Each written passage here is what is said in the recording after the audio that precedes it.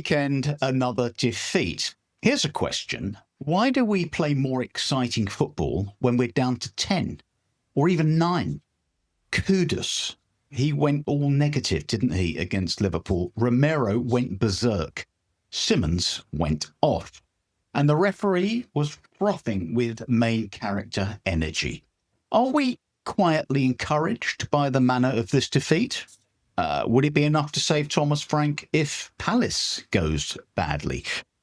Brennan Johnson, he might be going, and we're busy Googling potential incomers, but we're still waiting for that special player, the Glenn, the Gaza, the Bale.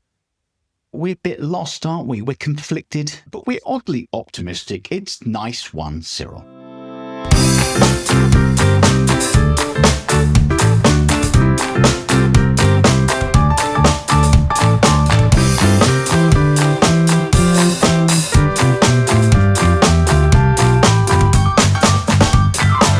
Nice one, Cyril.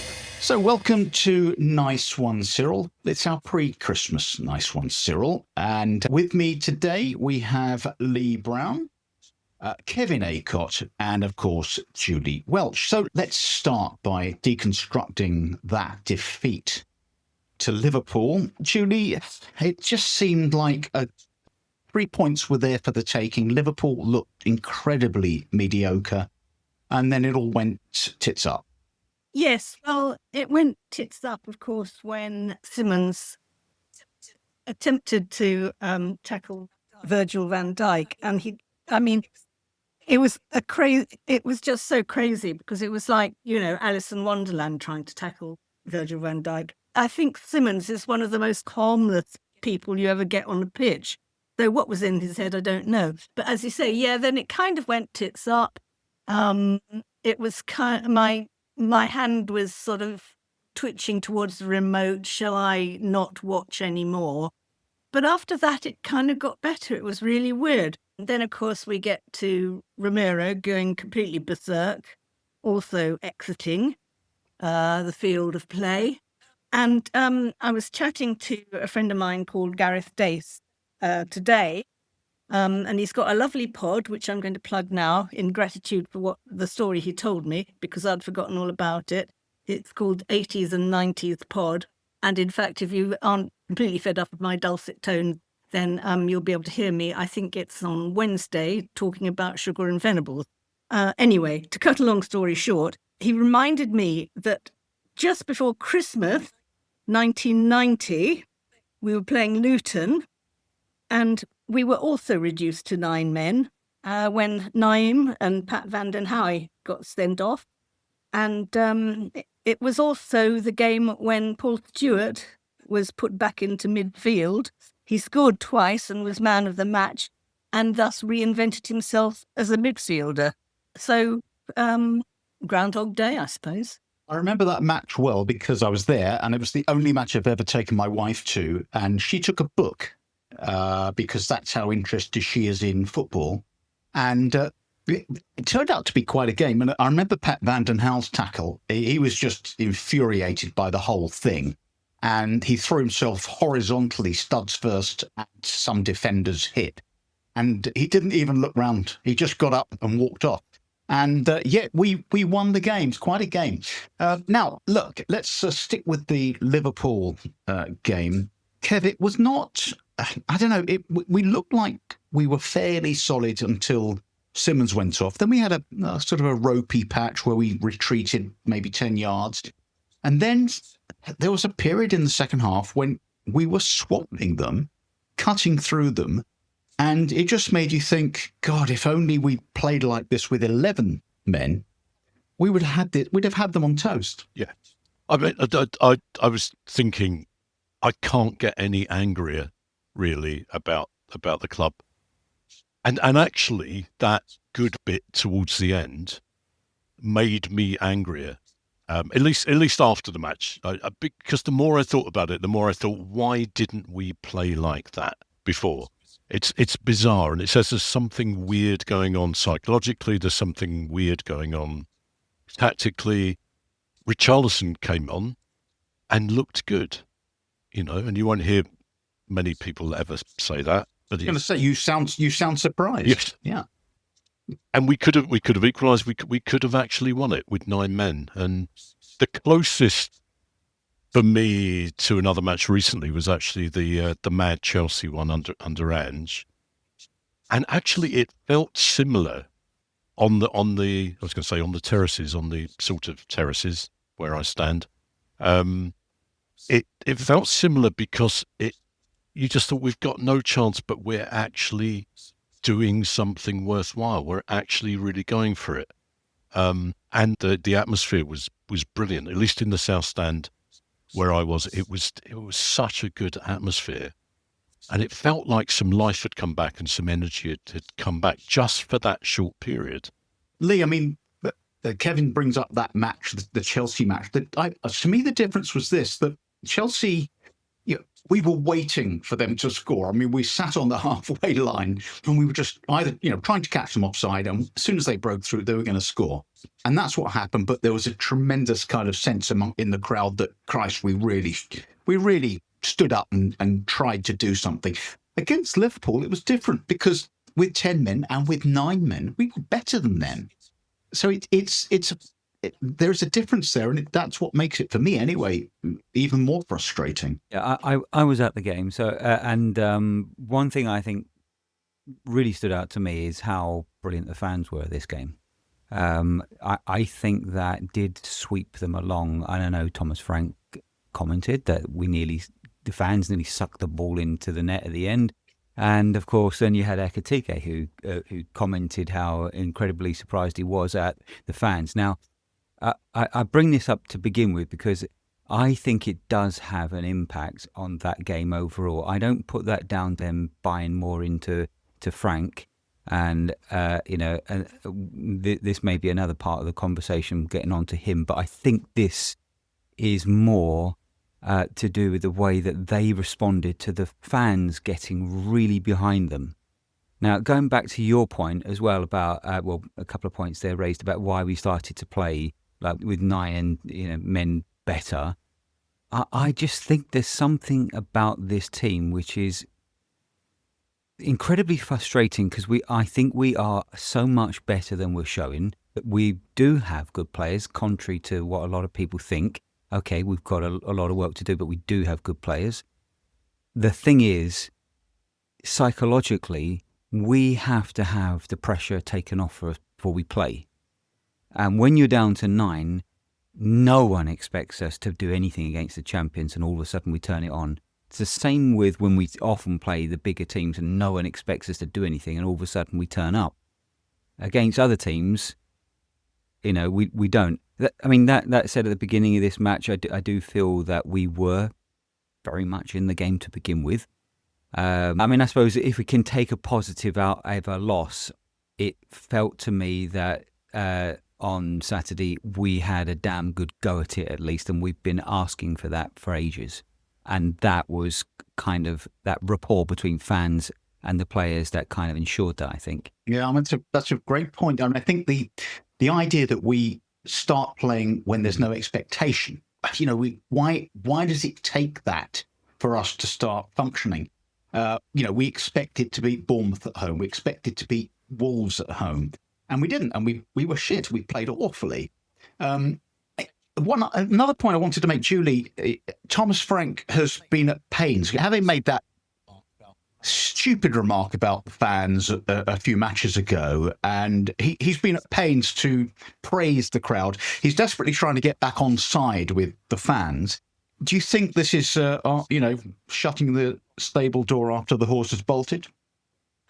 At the moment, I don't think certainly during the Liverpool game, I don't think the fans cared less about what Frank thought of them.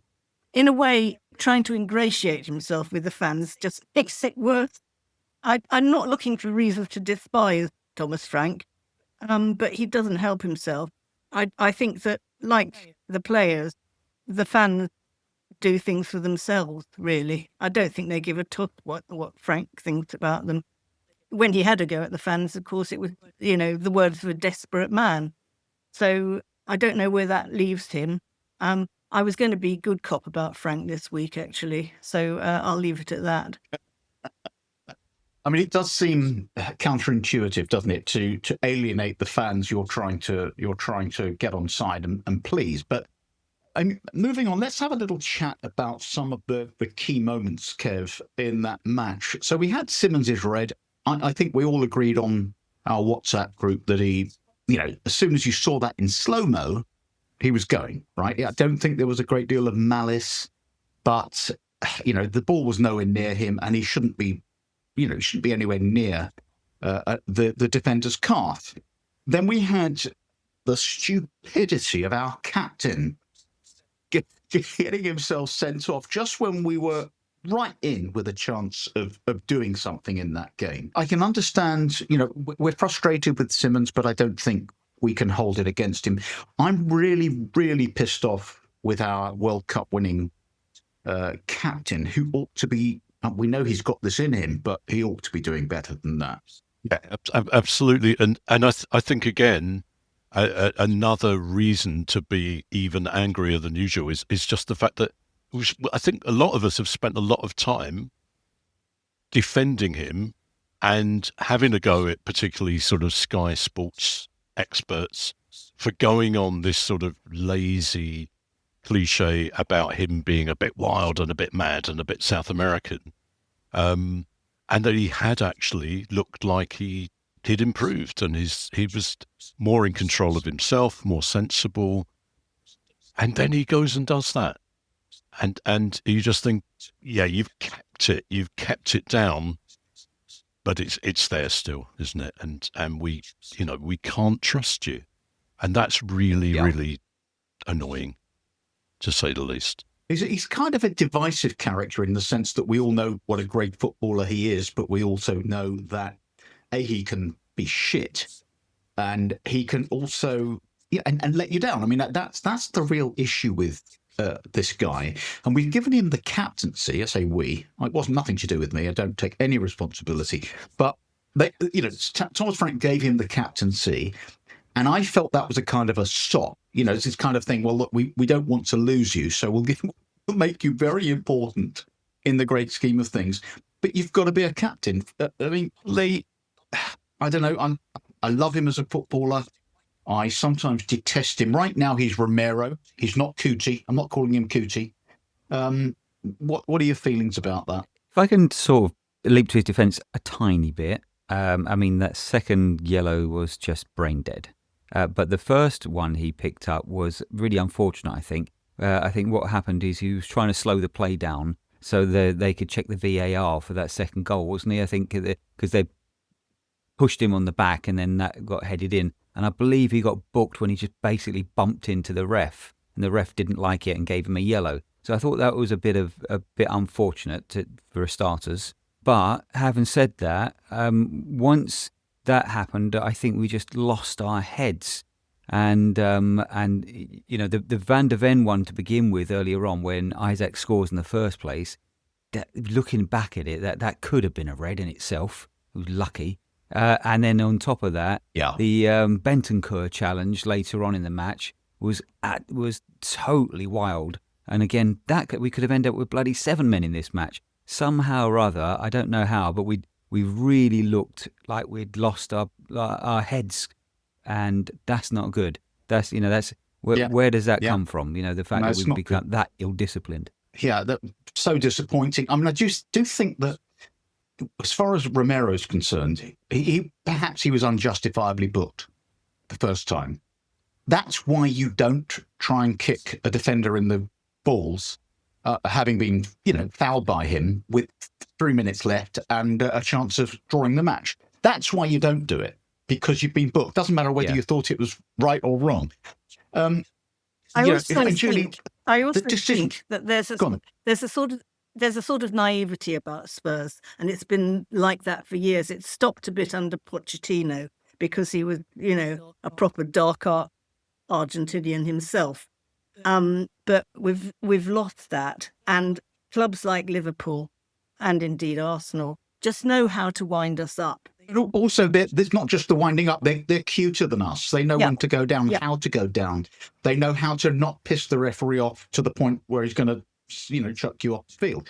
So I feel like we did look incredibly naive at times in the dark arts. They went down an awful lot, and I don't know if this is a Premier League tactic at the moment. I see it quite a bit, but it seems to be that people are going down just before an attacking opportunity in the hope that if anyone scores, that it gets called back and then it gets looked at and the foul's given and the goal's not given. And they're using this like this maybe a marginal gain because there's a lot of that going on at the moment, either in the box or rolling around just outside it prior to the attack. It seems, seems very cynical to me. But some people will call that smart. Other people will call that, the worst kind of gamesmanship. I mean, Kev, there was a lot of talk on Twitter, of course, about the ref. The ref he did have a stinker, but the idea that we should worry about a tackle that Van Dijk made on Solanke a year ago, and look how we get treated. I mean, we've had our shit against Liverpool, no less, when they scored a goal that was perfectly legitimate that VAR ruled out. I don't believe in this kind of all refs are against us and they're for everyone else. There's an agenda. It's such bullshit. But he did have an absolute stinker. It did seem as though he was easily taken in by some of the things Liverpool were doing, and that I don't know, the Romero thing looks to me like he was pushed. He was terrible. He was one of a very, very poor refereeing performance, I think, and the dark art stuff. I mean, what Liverpool were doing was so obvious. It wasn't even, it wasn't very clever. It was very clear, and yet the referee was being fooled by it. I think those big decisions, in some ways, are less important. I mean, I can see Simmons. I don't mean it's not important, but I can see why that decision was made. It was stupid of Simmons. It wasn't malicious. It wasn't deliberate, but it was stupid. And as we said, Romero was just being an idiot. But I think throughout the game, we were being stopped and interrupted, and I felt really, really pissed off with the way Liverpool. The other team that's played like that with us was actually Villa. They were horrible in the way they time wasting, niggly sort of nonsense. Maybe there is something new, along with the sort of the long throws and the relying on corners type stuff. Maybe modern football at the moment is, maybe there's more of that. If there is, then we have decisions to make, or Frank has decisions to make, and I think there's a midway between not being complete gits and not being naive. I think there's a way in which we can find a middle way. Whether we will, I don't know. I don't know whether Frank's got it, the ability to actually convey that to the team. Interesting. I mean, I feel like, Julie, last season's iteration of Liverpool wouldn't have stooped to some of the depths that this iteration are stooping to. And I think they're doing it because they know that they've lost some of the, whatever it was that made them spectacular last season. And so this is what you resort to. Now, as Kev says, do we need to adopt some of this, for want of a better word, gamesmanship to be more competitive? I definitely want some of that. Definitely. It made me feel so nostalgic for Eric Lamela. I mean, he was a master of pissing people off. Where is our Lamela now? We just come across as innocent. I mean, I thought Romero's rage was absolutely inspiring. And he did crack at the end, which was a real shame. I have loads of admiration for Romero. I think he's just a proper player. He really is. But obviously he has his reputation, and Liverpool wound him up. I just despair, because now, of course, we are going to be without him for a while. He's been our best player, as far as I'm concerned, for a while, because Kudus seems to have gone off a bit. Don't know why. Maybe it's just the general malaise in the team at the moment. I don't know what's going to happen against Palace, because, I mean, who's going to be available to play? Oh, you mentioned Kudus. That's an interesting point about that, Lee. I mean, he typical Spurs player, blowing hot and cold. I felt on Saturday that he was content to show his strength, to show his cleverness on the ball, and not to push himself to do something beyond that. It's all very well holding off three men and then laying it backwards doesn't achieve anything. And I wonder whether, West Ham fans have been, saying, oh, you wait till you see what he's about. Well, we know what ability he's got, but and Ndombele had a load of ability. It's all very well having that, but if you don't put it to the benefit of the team. Yeah, I agree. I think one of the things that I think that was probably Kudus' worst game, actually. And I think what he did a lot that game, and I think he's been doing recently, I don't know if it's a tactic that's been, he's been asked to do so, but he's hanging on to the ball too long. And then what happens is he either ends up dispossessed or they've got time to get back into shape and then he just runs into a brick wall and then nothing's happening. It needs to be more incisive, quicker. But are there the people there for him? I noticed on that game, he might have broke up front and then there was nobody there to support him. So he had to hang on to the ball longer. But I have seen a few of them. Even Romero, I thought, that was standing on the ball at times. There was lots of hanging on to the ball, lots of ineffective possession in front of all of their players, which was not causing them any danger at all. And if I may just sort of go back to your point about the referee's performance that Kevin mentioned, it was diabolical, and I probably think that's why the crowd was so vociferous, because they were so angry at the referee, and they just desperately wanted to get something out of this game, to get back at the bloody ref for his performance. It was shocking. Let's have a little chat, Kev. We talk about Thomas Frank from week to week, and sometimes we like him, and sometimes we don't like him. There's a match coming up that we'll talk about a bit later against Crystal Palace, who are at the moment going through a bit of a rough patch. But if we go there and don't turn up again, as we've done too often this season, and I will come on to Julie, because Julie, you're the good cop today, but I sense, Kev, you're bad cop as far as Thomas Frank's concerned. Is there a risk here that we say goodbye, Thomas, because we've got £100 million to spend in January and we're giving it to you, mate? Do you know what? I don't know. At the match, towards the end of the match, when things felt energised, I shifted into, no, he's okay. Let's give him time. Now, looking back on that a few days later, I just suspect he hasn't got it. He hasn't got what it takes to make what isn't a great squad any better. We've seen this season some of the worst performances any of us have ever seen. And that's not just about a poor squad or poor players. That's about him trying his best but getting it wrong, and not inspiring and not motivating and not setting us up properly and not taking risks, I think is one of the big problems. So I feel the Palace, I think if we lose to Palace, then I think I will go to, yes, definitely he has to go. My sense with Thomas Frank is he's kind of reactive, and so he's always worrying about what the other team can do to us. Why don't we make them worry about what we can do to them? And so he doesn't seem to have. He doesn't actually, Julie.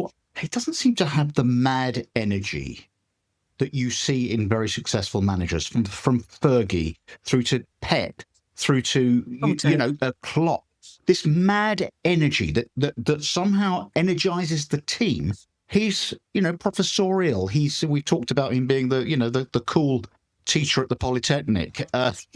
He doesn't have it, and I wonder if the players are just feeling, well, if you're not getting inspired from the very the top, then why they don't have to put themselves out. Yeah, I think that's absolutely right. I mean, when you watched Ferguson in a defeat, he was magnificent, and there's no sort of magnificence about Thomas Frank. There's sort of sort of chummy bleating. I do think just to try and be a bit good cop, I think he's an unlucky manager because of as we've already discussed at some length, lost 3 significant players. 2, one didn't start the season, one got, injured right at the beginning of the season, and one, will we ever see again? So he's unlucky in that way. But you're right, he's sort of meh. You just look at him and think, well, nice hair, chews gum, very presentable guy, modern. He doesn't give you that buzz. Like I say, when you see the great managers, somebody like Conte, going absolutely nuts on the touchline the whole time. That's the sort of energy that a manager needs to convey when things are going wrong. And he doesn't. We've said this. No. He sits there sort of looking at his notebook or his iPad or whatever it is, with his, pair of mates beside him. There's nothing. At least Anne stood there kind of broodingly. I mean, he didn't do anything, but he just stood there like the Statue of Liberty. Yeah, I think you're absolutely right. He's kind of cerebral and civilized, but this is football, and you need a bit of, a bit of nastiness, a bit of grit, a bit of something else. But saying that, Lee, we've had Conte, we've had Mourinho, pair of absolute wankers and obnoxious human beings, but successful football managers. They didn't do anything. Well, it's not true. They didn't completely fail with us, but they couldn't make us into a powerhouse football team. No, but I do think that the problem with Frank is that he lacks charisma, and I worry how that affects and transmits to the players, let the fan base. Everything seems to be safety first, and came in with this mantra of not to take risks is also to take risks, and I think he sold us a pup, because I haven't seen any of that. Like, XG is absolutely shockingly awful. Now, I mean, I've said to you guys before about whether we should sack him or not.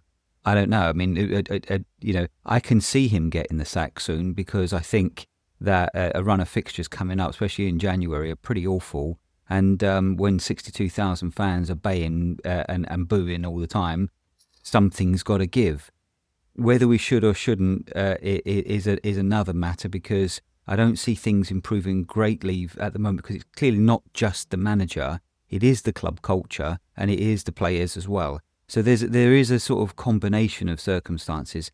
But nonetheless, given all of that, what you need is somebody who is tactically astute, but also just got something about them that will just fire them up a bit and get them to perform, like Pochettino had said. And I know we keep using him, and maybe we should have a swear jar for every time we say his name. But it's like he did make us greater than the sum of our parts. Somehow we need someone who can do that. Now, does Frank do that? I don't know. Maybe he suddenly finds an identity, which I personally is another issue I have with him.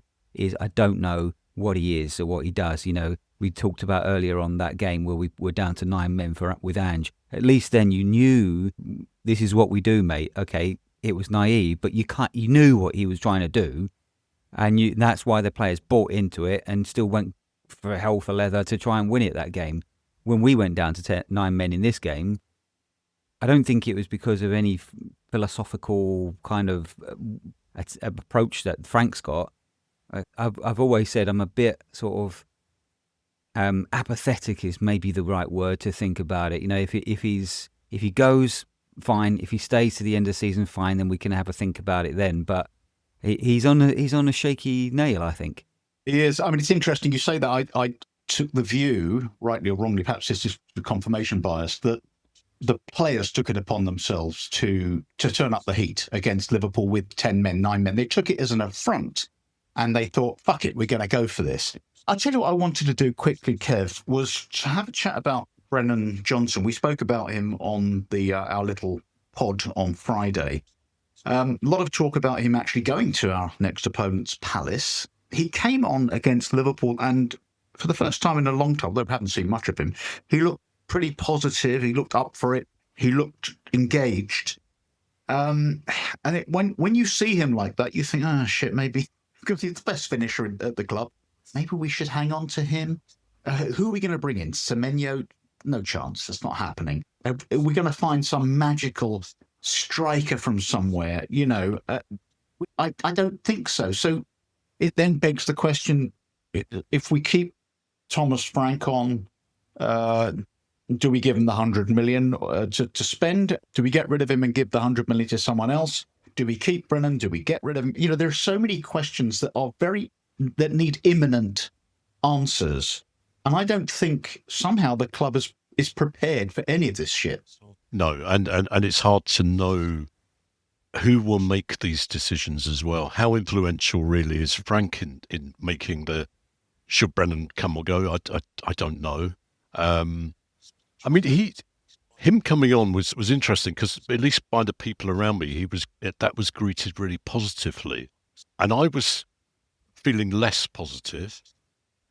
Just oh God, this is an example of our bench not being strong. So I didn't feel the same sort of excitement that some people around me certainly did when he came on. But he does have, I think I did. I shifted a little bit again back towards him. If we lose him, we've got even fewer options. That's the problem. And we've got, even fewer people who can actually score. So would he be in my ideal Tottenham team? No, he wouldn't. He's not good enough. But should he stay for now with the squad we've got? Probably yes. There's the other question, of course, Julie, my favourite topic, Mikey Moore. I don't know whether we can get him back, but I would, rather than go by yet another fucking left winger, bring him back. Or given, having said that, the Rangers fans turned on him again. So they decided he's the best player in the Scottish Premier League, and then they decided he's a bag of shite or something like that. So they can't make up their minds, but he's obviously a talented player. Then we had Vuskovic doing amazing things in Germany. Do we say, well, why not bring them back, give them a chance, rather than buy some yet another vapid person we've never heard of, to faff around on the left wing or up front and achieve nothing? Not sure what the position is with these loans, whether we're able to recall. I would definitely want to recall Vuskovic, who is an absolute monster, and Mikey Moore. I mean, especially now with Romero out for 3 games. Exactly. Perhaps we get him back. Yeah, exactly. Yeah. And as for Mikey Moore, I mean, if you remember when Harry Kane was out on loan, I think it was at Norwich. The fans there decided he was crap, which shows what the average fan knows. I think it would be lovely to have Mikey Moore back. At least to give us a bit of hope. We've got 2 good youngsters there. Why aren't they playing for us? Yes. I don't know why they were put out on loan in the first place, because we're so short of players anyway. It would seem logical to get them back. It would give us such a lift. As for Brennan Johnson, I wondered whether, now he knows that somebody else wants him, I wonder whether that has been, boosted his confidence a lot. Because, he was getting an awful lot of stick. I think he is one of those players who's incredibly sensitive to whether people like him or not. So he hasn't blazed a trail this season. But I would think it would be a shame to lose him. He just needs better people around him. When you look at what the players he's got to play with at the moment, and, none of them seem to know where they're meant to be playing or what they're meant to be doing, what the plan is. I think it would be a mistake to get rid of Johnson. I think he's a decent player. And anyway, he scored that goal. He scored that goal. Lee, he is a very fine finisher. My feeling with Brennan is that he's not a winger. I just don't understand why teams put him out. Forest, he was stuck out on the wing, and I'm thinking, well, he hasn't got many tricks. He's quickish. He's not super fast. And here's a guy, you stick him somewhere near the penalty area. He's got fantastic anticipation and great technique. He scores goals. He's an inside forward. Got to be worth a try, I think. Why not try him up front? Dominic Solanke might again be out for another 3 or 4 months, so the rumours go. So yeah, put him in the roster with Mwani and Richie. I mean, what happens to Richie? Maybe he might go in January. Who knows? But yeah, he's got to be worth a shot because, as you say, he's a pretty fine finisher. He is. I mean, anyone else, Lee? Have you been? I'm sure you've been keeping abreast of Gary Harlow's transfer output. I've seen some names I've never heard of. Barrios, who plays for someone or other in Spain, and some goalkeepers I've never heard of. Have you got anyone on who's on your Christmas wish I've heard list? he's good. And I think Ficharches, or one of the, I think, is it called Ficharches? Yes. Or something like that. Selling all. Marmouche is the one that has been suggested recently. Could do a good job. Savinha again has been mentioned, isn't it? I think mostly because apparently, according to Ornstein, Semenyo has politely turned Spurs down. He's given us the letter from Rivaldo, hasn't he? What is this fetish, Julie, with wingers at the moment? It's Marmouche, it's Bodibere, we've got Tell, we've got. I mean, what? Why do we keep buying wingers? Why have we not bought a centre forward? I don't understand it. It's like buying the wrong clothes. You go out. I always when I do online shopping, I see something I like, so I buy it, and it's not what I need. And yeah, what is this obsession with wingers? I mean, we don't. We need a centre forward. We need a decent midfield playmaker because who knows what Maddison's going to be like when he gets back. It's taken Rodri. Well, Rodri will never be the same at Man City. He had the same injury, the ACL. We need a new goalkeeper. We don't need a winger or two. I mean, also, if you're going to buy wingers, you need a centre forward who's going to feed off them, and we don't have that centre forward. Look, I tell you what, let's we're going to speculate and talk some shit about transfers in January because that's what January's for. Let's take a stroll down memory lane with Kev. We were talking about this on our WhatsApp group about seasons gone by. Are there any seasons that stick in the memory? And I think you've got one for us, Kev. Yeah, I mean, the one that sticks in my memory was one from when I was 15, 16. And it was the 77 to 78, our brief journey through the old Division 2. And I have such great memories. Actually, not all positive memories, but just incredibly thrilling memories.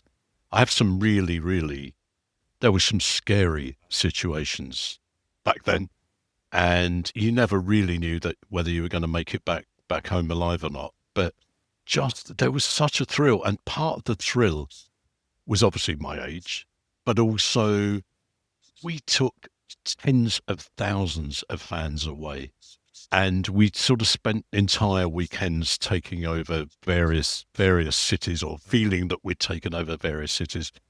So there was such an energy.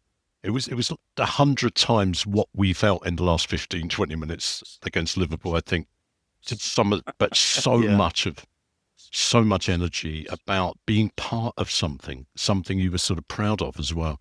Yeah. And there were, I suspect that season is what really made me into a Tottenham fan. It wasn't my first season, but it was the one that just excited me about being. And I was looking earlier briefly at the team, and it wasn't a great squad. It wasn't a great team, but Hoddle was coming through. We had some decent players, John Duncan up front, decent rather than great, and it was just excitement. That very last match of the season was against Southampton, and both Southampton and us needed a draw. And oddly, we got the. Once Southampton already promoted, I think we needed a point. I think they were already up. Well, that's ruined my memory, Simon, if that's true, because my story has always been that both teams needed the draw, and oddly, both teams got the draw. But yeah, we certainly did. I remember bouncing up and down to Denis Denis by Blondie as well on the terraces. So it was a great period and a great season. Yeah. I remember walking around Edgware, which is where I used to live, because I couldn't bear to listen to that on the radio. and just hoping that by the time I got home, we had secured the point. And thank Christ, didn't Southampton hit the post towards the end? Oh, I don't remember that, but yeah, they may well have done. Okay, So, Lee, great seasons for you. I mean, for me, I can say unequivocally 2019, just because we did something fucking ridiculous with a team that was way past its best. But any others stick out in the memory for you? We don't care. Martin Yo. That season when he came in, took over from Santini, and all of a sudden we felt like, we might do something here. And we had the great Dutch man himself. His personality was fantastic. We started playing some nice football. Davids was around at that time. It just looked, and we got European football for the first time in a long time. It felt, and I think it's often been cited as one of the sort of pivotal moments in the sort of newer Spurs of being taken more seriously in as a top club instead of a club that floats around, 14th to where we are now, really, as a club. It's cyclical, isn't it? Yes. But back then you felt you had hope. You felt that there was, you could see where this club might be going, actually. Yeah, it was an exciting time, wasn't it? Let's just want to hark back to something Kev said, Julie, about that season in the second division, the old second division, and the emergence of Glenn. We talk about him a lot on this show because he's the best player I've ever seen in the shirt, and I think most of us would agree with that. And, we talk about Glenn, we talk about Bale, we talk about Gaza, Ginola. These are special players. So even when we've been shit, we've always had these, one or two special players. Harry Kane would be another one. Where is our next special player coming from? And is he there already, or have we got to go and buy him? Either they come up through the academy, or like Kane, or you get them very early, like Bale from Southampton, and he's sort of a bit useless for a while, and then suddenly he emerges, the swan from the ugly duckling with big ears. I mean, I think that's why we're talking about Mikey Moore so much, because, so much hope rests on this lad. It's pathetic, really. But I mean, the thing is that I think maybe it was something started by Hoddle's emergence. It's sort of part of the club culture and its mindset that, there's going to be this natural genius who's emerged from childhood to play solely for Spurs. And I think that there's still a grain of that thinking, even now in the present shit shower who run the club, that, somehow there's going to be this miracle player who'll do a Harry Kane or do a Glenn Hoddle. Yeah, I mean, I think Mikey Moore is the obvious example. And the other one is the kid, Williams Barnett, who people are talking about. Yeah, he looks like a extraordinary talent, but who knows? And Kev, I think that it seems to me that the way we're trying to find the next, the next Glenn is via the route that Julie just mentioned, which is to, maybe buy kids in, because we're not producing them. So, Berraval, I think Berraval could be an outstanding footballer when he's fully formed. Archie Gray. And that seems to be the way, but they're not, to me, they don't have that kind of charisma, that fantasy about them. And those players, I know they're hard to find, but I just don't think that's who we are anymore, that we come up, we magic up players like that.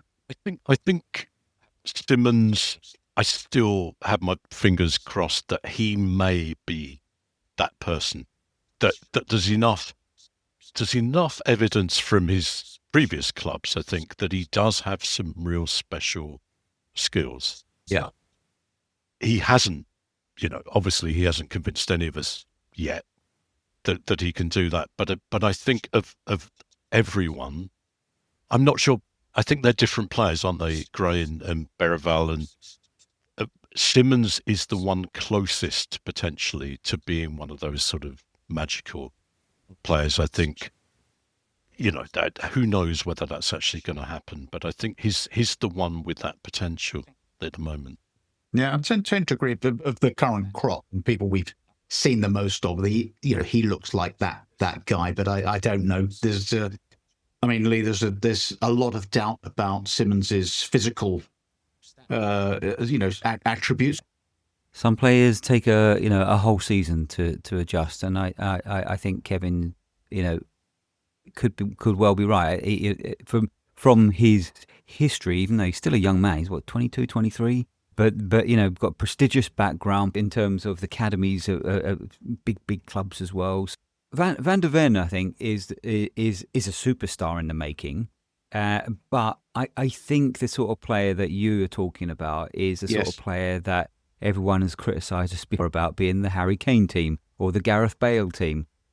That player like Hoddle was, or like Gascoigne was. They just took a game by the scruff of the neck and could win it like Ginola could. People like that who these sort of players, often mercurial, but would get a crowd excited even in a shit team because they could win it by themselves. And we've always had players like that.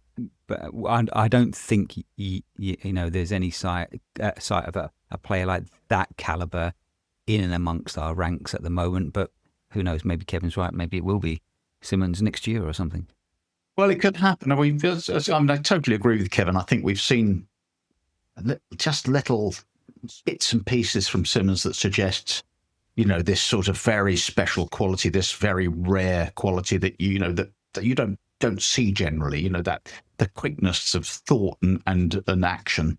But I do fear for him a little bit in terms of his physicality.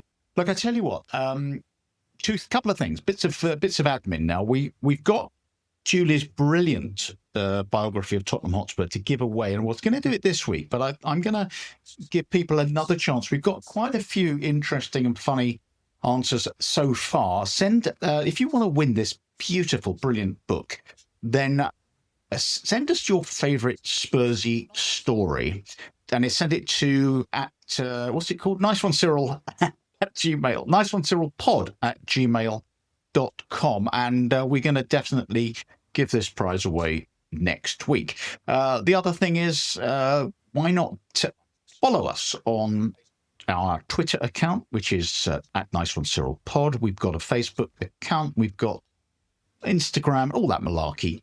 Give us a follow. And of course, the podcast is available on all major platforms. Why not give us a follow, subscribe, and all that. Right. So there we are. That's all the admin done. So let's quickly take the temperature from the panel here on the upcoming match against Crystal Palace. We talked about, they're not in great form. We're not in great form.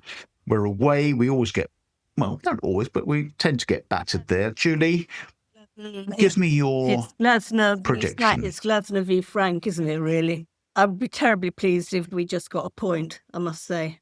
But I don't know. I don't feel too doom-laden about it. But then I did predict that we were going to get battered by Liverpool, and actually we didn't. So don't take any notice of me, please. Kev, should we start with 9 men? That might well work very well, actually. Yeah. Yep. Absolutely. Yeah. I think a 9-man Tottenham 3-1 win. Good. I like it. I think we've got an appointment for Dr. Tottenham. Palace are going to have a turnaround in form, and they're going to do us about 3-1, I think. Just when you need a proper NHS waiting list, unfortunately, they're going to get their appointment in on time when they need it. And you might be right. I'm going to go for a draw. Tame, steady Eddie draw. So there we are. All right. So that's it. We are done. So it's thank you to Julie Welch and to Kevin Acott and Lee Brown. I'm Simon Lipson, and happy festive season to you all. We will return, Kev and I, on Friday with some further thoughts on all things Spurs and anecdotes, and I don't know. We'll come up with something, and then we'll be back with our big pod next Monday. That's it. Come on, you Spurs.